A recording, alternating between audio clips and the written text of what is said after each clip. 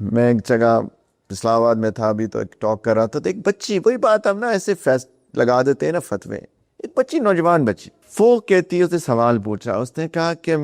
میں توبہ کرتی ہوں پھر ٹوٹ جاتی ہے، میں توبہ کرتی ہوں پھر ٹوٹ جاتی ہے، میں توبہ کرتی ہوں پھر ٹوٹ جاتی ہے، مجھے لگتا ہے اللہ مجھ سے ناراض۔ پھر کہا بیٹا اللہ تم سے محبت کرتے ہیں۔ میں سے ایک حدیث سنائی، میں نے کہا اللہ کے رسول صلی اللہ علیہ وسلم نے فرمایا کہ ایک بندہ بہت گناہ کیے، کوئی گناہ کیا سوری، اور اس نے اللہ سے کہا اللہ مجھے معاف کر دے، تو اللہ تعالیٰ کی طرف سے جواب آتا ہے کہ اس بندے کو پتا ہے کہ میرا کوئی رب ہے، اسی لیے تو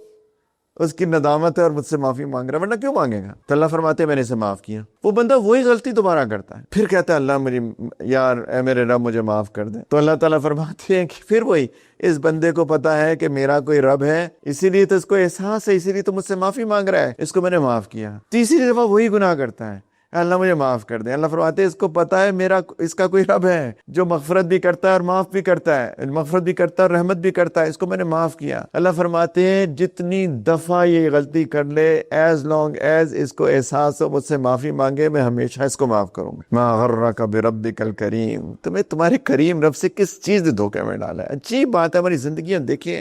یو کینٹ بلیو کہ ہم اللہ کی بغاوت والی زندگی بسر کر رہے ہیں۔